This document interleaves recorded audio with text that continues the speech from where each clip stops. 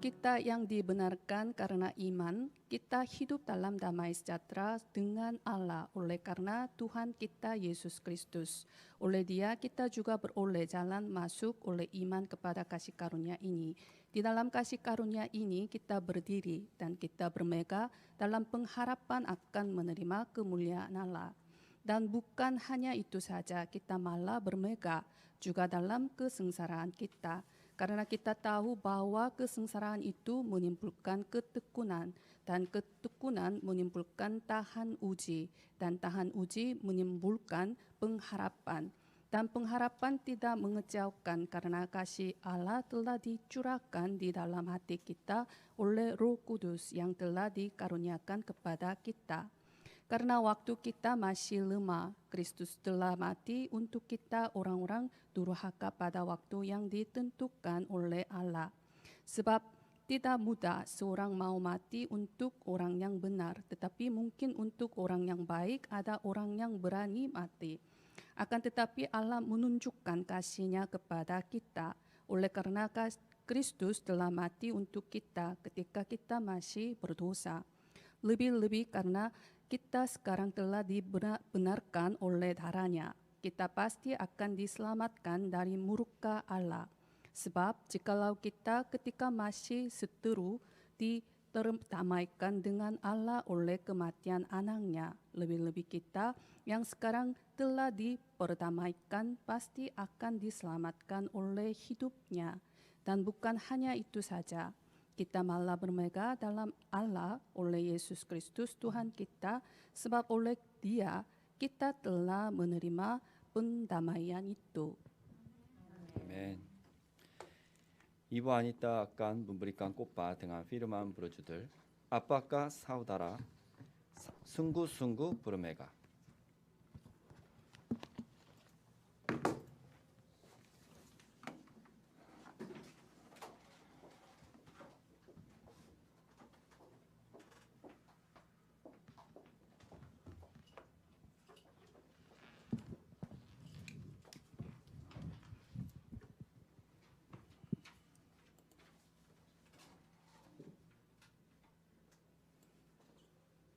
Mari kita mengakui iman kita, Yesus adalah Kristus, anak Allah yang hidup.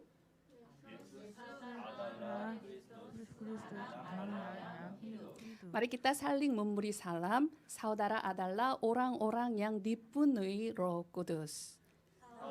Ibu Emi adalah orang dipenuhi Roh Kudus. Pak Rudolf adalah orang yang dipenuhi Roh Kudus. Judul khotbah hari ini adalah apakah saudara sungguh-sungguh bermegah? Diambil dari Roma 5 ayat 1 sampai 11. Sebagai pengantar, ada artikel yang mengungkapkan figuratif tentang agama Korea. Buddhisme seperti rumah duka. Rumah itu terlalu sepi seolah-olah orang-orang tidak tinggal. Konfusianisme seperti rumah ritual leluhur. Rumah itu terlalu banyak upacara untuk menyediakan meja ritual. Kekristenan seperti rumah pesta.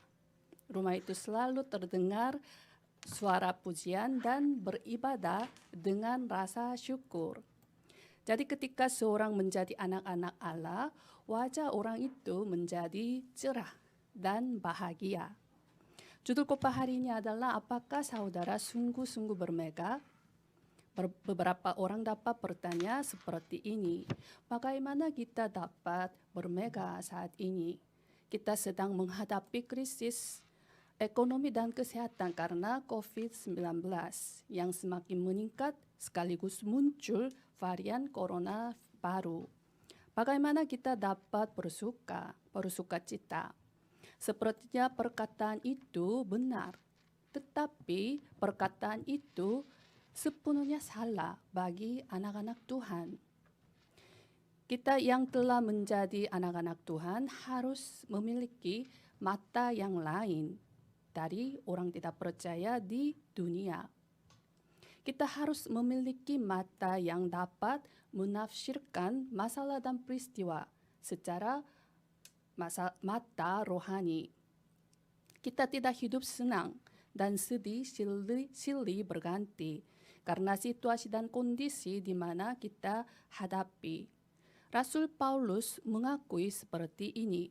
Kita malah bermegah juga dalam kesengsaraan kita, karena kita tahu bahwa kesengsaraan itu menimbulkan ketekunan, dan ketekunan menimbulkan tahan uji, dan tahan uji menimbulkan pengharapan. Kita seharusnya bermegah selama kesengsaraan. Mengapa demikian? Firman ini tersambung dengan Roma 8 ayat 28. Kita tahu sekarang bahwa Allah turut bekerja dalam segala sesuatu untuk mendatangkan kebaikan bagi mereka yang mengasihi Dia, yaitu bagi mereka yang terpanggil sesuai dengan rencana Allah. Firman ini selalu memberi kekuatan baru kepada saya di tengah kesulitan hidup saya. Tuhan turut bekerja dalam segala sesuatu untuk mendatangkan kebaikan bagi saya. Itu berarti Tuhan bertanggung jawab atas segala sesuatu bagi saya. Sang pencipta Tuhan yang Maha Kuasa akan bertanggung jawab atas segalanya, bukan? Di mana jaminan sempurna sebanyak ini? Jika kita benar-benar memiliki kekuatan surgawi, yaitu heavenly power, kita dapat menemukan talenta surgawi, yaitu heavenly talent, dan misi surgawi, yaitu heavenly mission. Sehingga kita tidak perlu tertekan oleh kecemasan, kekhawatiran, kegelisahan, dan ketakutan. Jika kita menjalani kehidupan hanya 3K, yaitu hanya Kristus, hanya kerajaan Allah, dan hanya kepenuhan Roh Kudus, kehidupan kita akan berlimpah-limpah dengan hanya kegembiraan. Setelah kita menjadi anak-anak Allah, kita harus menjalani kehidupan yang sangat berbahagia. Dengan kata lain, kehidupan kita harus menikmati Injil secara nyata. Ada perbedaan yang besar antara mengetahui Injil dan menikmati Injil. Sebenarnya, mengetahui Injil itu juga berkat yang luar biasa. Tetapi kita harus maju sampai tahap menikmati Injil. Jika kita mengetahui Injil secara ilmiah, kita dapat kembali ke situasi di mana kita melakukan kehidupan agama di masa lalu. Oleh sebab itu, kita harus tertanam pada Injil, berakar dalam Injil, memiliki tabiat dengan Injil. Maka kita dapat melakukan kehidupan beriman aktif seiring mengalami Injil sejati dalam hidup kita. Saya memberkati setiap jemaat Indonesia dalam nama Yesus Kristus. Kiranya saudara dapat menikmati berkat-berkat Injil yang luar biasa yang diberikan melalui penyaliban dan kebangkitan Yesus Kristus, dan bermegah dalam kehidupan perjanjian di tengah situasi dan kondisi apapun. Pokok bahasan yang pertama adalah hidup yang menikmati damai sejahtera dengan Allah. Dalam ayat 1, sebab itu kita yang dibenarkan karena iman, kita hidup dalam damai sejahtera dengan Allah oleh karena Tuhan kita Yesus Kristus. Sebab itu, ungkapan sebab itu dalam kitab Roma adalah ungkapan yang penting untuk menyimpulkan kesimpulan tentang konten di awal. Sebab itu, dalam teks sehari ini adalah kosakata untuk meringkas firman dari Roma pasal 1 hingga pasal 4. Rasul Paulus menekankan bahwa kita yang berdosa diselamatkan oleh kasih karunia tanpa harga. Caranya adalah penyaliban dan kebangkitan Yesus Kristus. Dikatakan dalam Roma 4 ayat 25 yang tepat sebelum teks sehari ini, yaitu Yesus yang telah diserahkan karena pelanggaran kita dan dibangkitkan karena pembenaran kita. Yesus Kristus Yesus Kristus telah dipaku di kayu salib untuk menyelesaikan dosa-dosa fundamental manusia dan dibangkitkan sebagai bukti bahwa dosa-dosa kita diselesaikan dengan sempurna. Sebagai hasil dari penyaliban dan kebangkitan Yesus Kristus, kita telah memperoleh kebenaran. Jadi Rasul Paulus menekankan dengan keras seperti ini. Sebab itu, kita yang dibenarkan karena iman, kita hidup dalam damai sejahtera dengan Allah oleh karena Tuhan kita, Yesus Kristus. Kita yang dibenarkan, menerima kebenaran, itu hadiah yang diberikan Tuhan. Maka kita hanya menerima saja dengan rasa syukur, dengan mengatakan amin.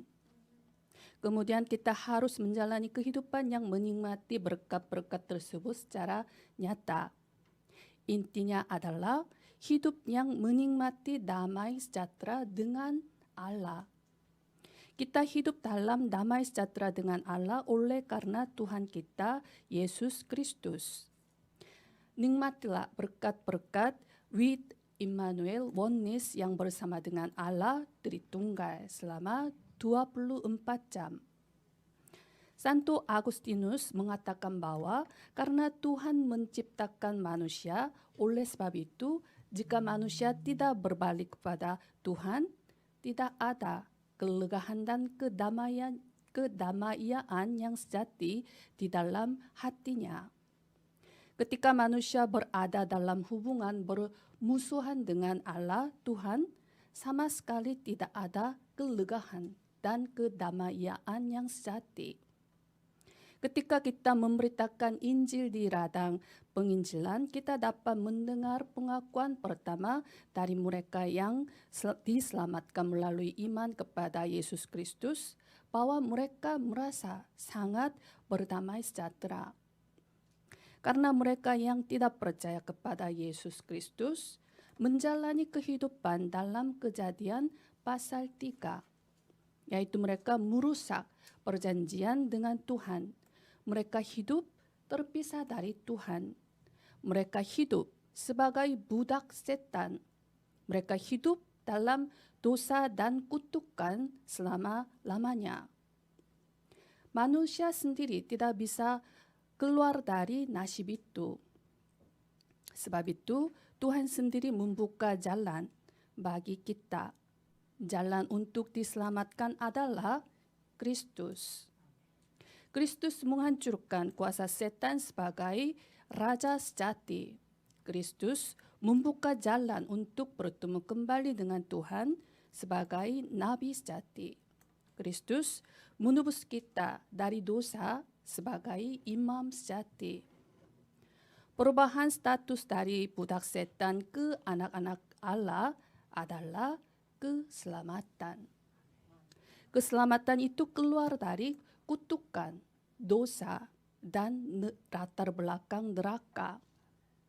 Keselamatan itu berpindah ke hidup, kebebasan, kemerdekaan oleh Roh Kudus dari maut, kekurangan nasib, jerat, jebakan si iblis, roh jahat. Oleh sebab itu, mereka yang menerima keselamatan merasa damai sejahtera yang sejati. Karena mereka hidup dalam damai sejahtera dengan Tuhan kita melalui Yesus Kristus. Dalam ayat 2 sampai dengan 4, oleh Dia kita juga beroleh jalan masuk oleh iman kepada kasih karunia ini. Di dalam kasih karunia ini kita berdiri dan kita bermegah dalam pengharapan akan menerima kemuliaan Allah. Dan bukan hanya itu saja, kita malah bermegah juga dalam kesengsaraan kita. Karena kita tahu bahwa kesengsaraan itu menimbulkan ketekunan dan ketekunan menimbulkan tahan uji. Dan tahan uji menimbulkan pengharapan. Paulus menekankan bahwa terus-menerus menikmati kedamaian dengan Allah adalah berkat sebagai orang yang dibenarkan. Terutama karena kita telah menjadi anak-anak Allah, kita dengan penuh keberanian menghampiri tata kasih karunia supaya kita menerima rahmat. Itu berarti bahwa kita dapat beribadah di hadapan Allah dan menerima hak istimewa untuk berdoa kepada Tuhan dan mendapat jawaban. Dulu, ketika kita berada di tengah keterpisahan dari Tuhan, kita tidak dapat menghadap Tuhan. Umat Israel juga berada di situasi yang terbatas. Setelah imam besar memberi korban, mereka dapat bertemu dengan Tuhan. Namun, pada saat Yesus mati di kayu salib, tabir bait suci terbelah dua dan jalan terbuka. Sejak saat itu, siapapun yang telah menjadi anak Tuhan dapat menghadap Tuhan untuk beribadah dan berdoa dengan berani. Saya harap saudara menikmati semua kasih karunia yang luar biasa tersebut. Apa ciri-ciri kehidupan yang telah menerima kasih karunia tersebut? Mereka akan menjalani kehidupan yang penuh sukacita untuk kemuliaan Allah. Yaitu kita akan menjalani kehidupan yang bermega. Ciri khas dari kegembiraan ini adalah kegembiraan yang dapat menikmati tanpa tergoyahkan dalam kondisi dan situasi apapun. Kehidupan iman yang dapat menyenangkan bahkan di tengah kesengsaraan. Hanya karena kita percaya kepada Yesus Kristus, tidak berarti masalahnya sudah berhenti. Masalah pasti datang, malah bisa datang lebih besar. Namun, orang suci dapat mengalami kasih karunia Tuhan melalui masalah-masalah itu dan menjalani kehidupan yang penuh dengan rasa syukur dan sukacita. Alasan kita dapat bersukacita ketika kesengsaraan datang adalah karena kita memiliki pengharapan. Kesengsaraan itu menimbulkan ketekunan dan ketekunan menimbulkan tahan uji dan tahan uji menimbulkan pengharapan. Melalui kesengsaraan, ketekunan tumbuh. Melalui kesengsaraan, tahan uji. Melalui kesengsaraan, mata harapan sejati yang memandang kepada hanya Yesus Kristus dibuka. Ketekunan bukan berarti sabar saja, tetapi menunggu dengan iman. Dan tahan uji disebut dokime dalam bahasa Yunani yang berarti menjadi kuat. Dengan kata lain, tahan uji adalah proses yang membuat kita lebih kuat secara rohani. Melalui proses tahan uji, kekotoran kerangka rama yang tidak kita butuhkan terkuras habis. Membuang selulit yang sama sekali tidak perlu untuk kesehatan rohani. Pada akhirnya, melalui tahan uji rohani, kita dapat melihat harapan sejati yang Tuhan berikan kepada kita dan dapat bersukacita. Dalam Alkitab, Ayub muncul sebagai tokoh yang tahan uji. Ayub orang terkaya di sebelah timur. Kehilangan semua anak dan harta bendanya dalam satu hari dan dia mengalami bara yang busuk dari telapak kakinya sampai ke batu kepalanya. Lalu Ayub mengambil sekeping beling untuk menggaruk-garuk badannya. Kepada Ayub ini, istrinya mengatakan kepadanya seperti ini, kutukilah Allahmu dan matilah, dan meninggalkannya. Tetapi Ayub sama sekali tidak menyalahkan Tuhan atas semua ini. Dan dalam proses tahan uji ini, Ayub mengakui seperti ini. Karena ia tahu jalan hidupku, seandainya ia menguji aku akan timbul seperti emas. Hanya dari kata orang saja aku mendengar tentang engkau, tetapi sekarang mataku sendiri memandang engkau. Melalui proses tahan uji, mata rohani terbuka. Dia mengalami secara nyata untuk bertemu dengan Tuhan. Setelah proses tahan uji, Tuhan memberi Ayub 2 kali lipat dari sebelumnya. Ayub hidup 140 tahun lagi dan melihat generasi keempat putra dan cucu. Percayalah kepada Tuhan yang memberi kita anugerah yang lebih baik dari sebelumnya. Meski saudara sekarang berada dalam situasi apapun, kemegahannya yang kemudian akan melebihi kemegahannya yang semula.